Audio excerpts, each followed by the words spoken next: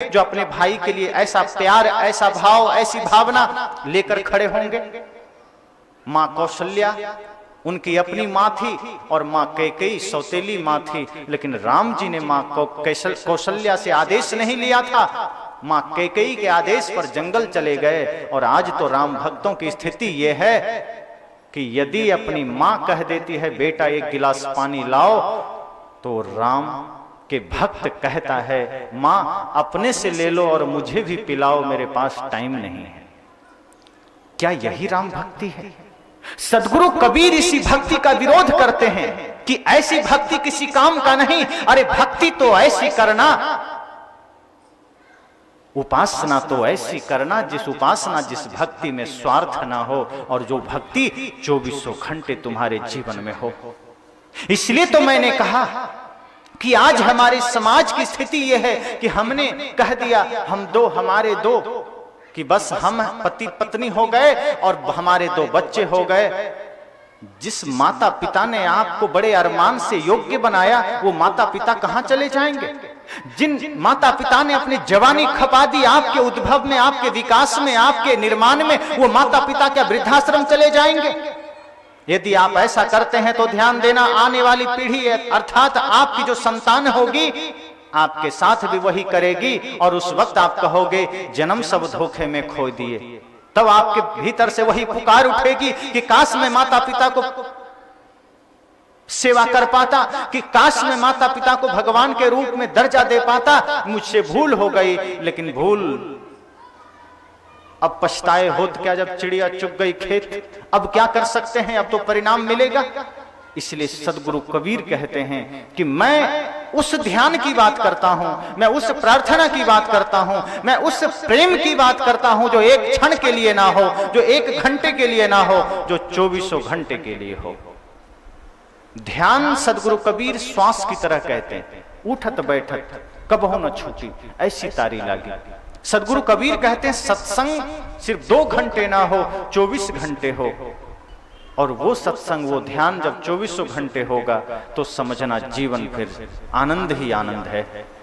क्योंकि जैसे कोई आदमी श्वास लेता है तो सोया हुआ है तो भी लेता है, बेहोश होता है तो भी लेता है, भोजन कर रहा होता है तो भी लेता है, खेत में काम कर रहा होता है तो भी लेता है, कुछ भी कर रहा होता है, श्वास आती और जाती है, उसे लेना भी नहीं पड़ता। आप कोई कहते हैं कि क्या करूं, बड़ी हमारे पास टाइम का अभाव है, 5 मिनट रुको मैं जरा श्वास ले लूं, या आज मेरे पास टाइम नहीं है, देखता हूं 10 मिनट बाद श्वास ले लूंगा। किसी ने ऐसा कहा है कि क्या करूं, मेरे पास तो समय नहीं है। जब किसी आदमी से कहा जाता है सत्संग में चलोगे, वो आदमी कहता है क्या करूं, टाइम नहीं है, कल चलूंगा। लेकिन कोई आदमी ये नहीं कहता कि मेरे पास टाइम नहीं है, मैं श्वास कल ले लूंगा। अगर ऐसा कहे भी तो कर नहीं सकता, और करेगा तो वृंदावन बिहारी लाल की जय ही बोल जाएगा। क्योंकि श्वास तो आती है जाती है, उसके लिए आपको प्रयास नहीं करना पड़ता। सदगुरु कबीर कहते हैं भक्ति वैसे ही तुम्हारे जीवन में हो जाए, प्रार्थना वैसे ही हो जाए कि आप खेत में काम करो, खलिहान में काम करो, दफ्तर में काम करो, भोजन बनाओ, उस वक्त प्रार्थना में ही रहो, उस वक्त ध्यान में ही रहो। और जब ध्यान में रहोगे तो जो भोजन बनाओगे वही भोजन परमात्मा का भोजन बन जाएगा। जब ध्यान में रहोगे तो सड़क में झाड़ू मारोगे तो वही झाड़ू मारना मंदिर का झाड़ू हो जाएगा। और जब खेत में काम करोगे तो वही काम करना पूजा हो जाएगी। ये ध्यान, ये प्रार्थना, ये पूजा की बात सदगुरु कबीर कहते हैं। लेकिन आज आदमी इतना आलसी हो गया, इस विज्ञान के युग में आदमी में आलस बढ़ा है। वो भक्ति, सत्संग और सेवा को भी थोड़ा सा बायकॉट करता है, साइड में रखता है और कहता है, कई लोग गरीब होते हैं, वो कहते हैं मैं गरीब हूं। एक बार कुछ संतों ने कहा सत्संग कर लिया करो। उसने कहा क्या करें महाराज, क्या करें साहब, क्या करें गुरुजी, हम तो गरीब हैं। तो गरीब सत्संग करने में तुम्हारी गरीबी क्या बाधा बन रही है? उसने कहा क्या करें, माइक लगाना पड़ेगा, क्या करें, पंडाल लगाना पड़ेगा।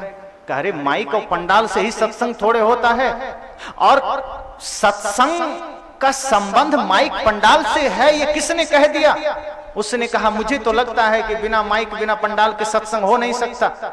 संत ने कहा तुम्हें याद होना चाहिए कि जब महात्मा बुद्ध जंगल में चले जा रहे थे और अंगुलीमाल मिल गया था, तो ना कोई पंडाल था, ना कोई माइक थी, ना कोई वहां भीड़ थी, 2 ही व्यक्ति थे। 10 मिनट में वो सत्संग हो गया जिससे अंगुलीमाल बदल कर अहिंसक हो जाता है। कहा जब सप्तऋषि चले जा रहे थे और रास्ते में रत्नाकर मिल जाता है और रत्नाकर से आधे घंटे का सत्संग हुआ और ना कोई माइक ना कोई पंडाल, और उसी आधे घंटे में सप्तऋषि के ज्ञान से रत्नाकर बदलकर वाल्मीकि हो जाता है।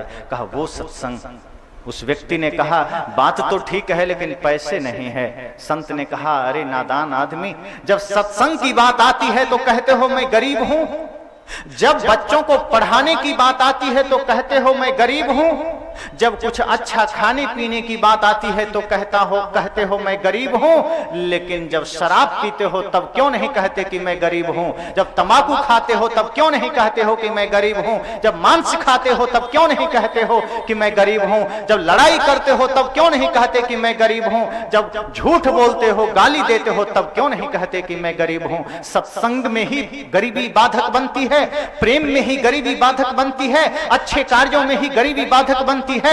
ये बहानेबाजी के अलावा कुछ नहीं है।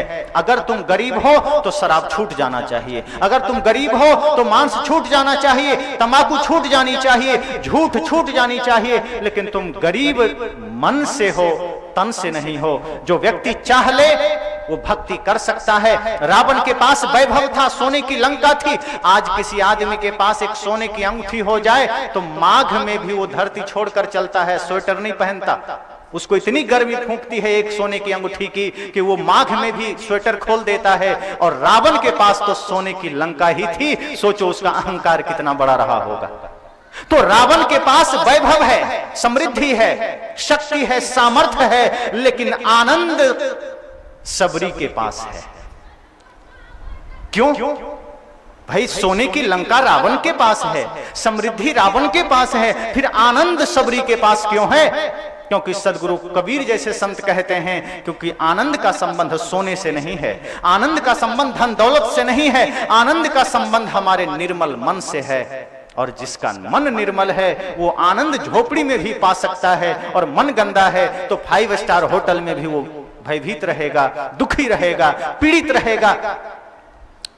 दुर्योधन के पास अट्टालिकाएं हैं, राजमहल है, लेकिन आनंद विदुर के घर है, इसलिए कृष्ण का कदम विदुर के घर चला जाता है। दुर्योधन का आतिथ्य स्वीकार नहीं करते कृष्ण जी।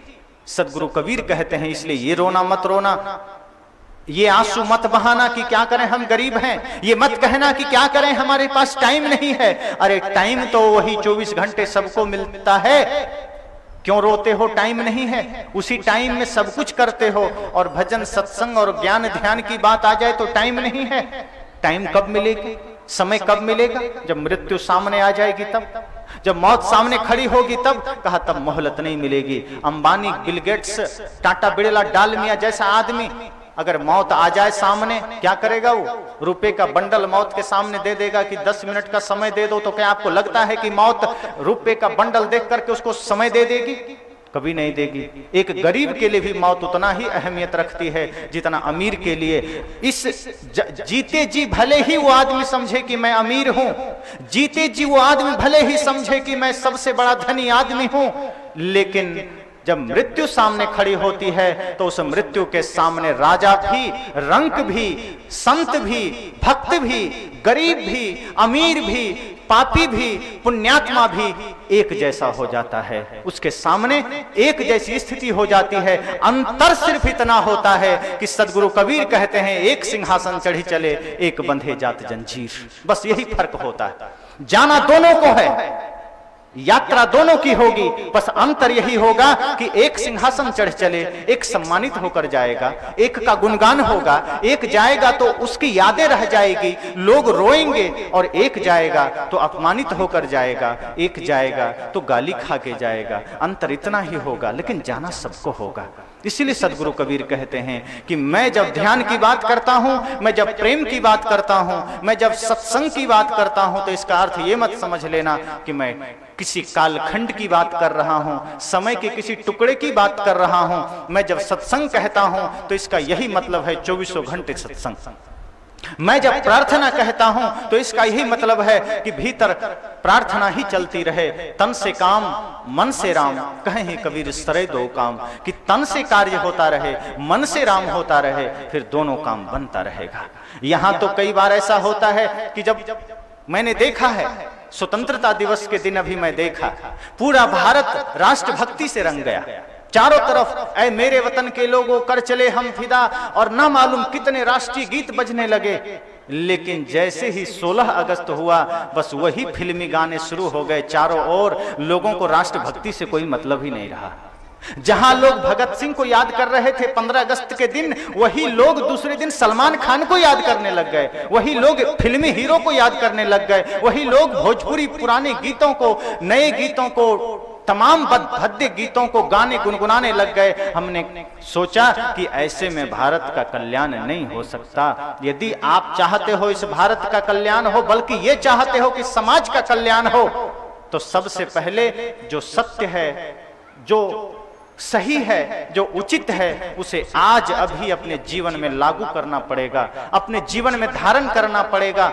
यदि आप ये सोचते हैं कि उसे हम कभी कर लेंगे, बाद में कर लेंगे, देख लेंगे, तो बात बिगड़ जाएगी, नहीं होगा।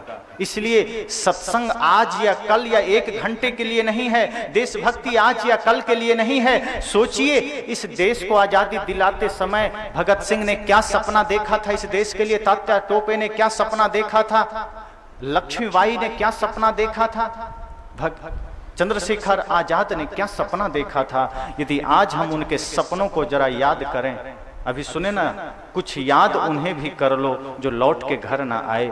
उन लोगों को याद करिए जो छोटी छोटी उम्र में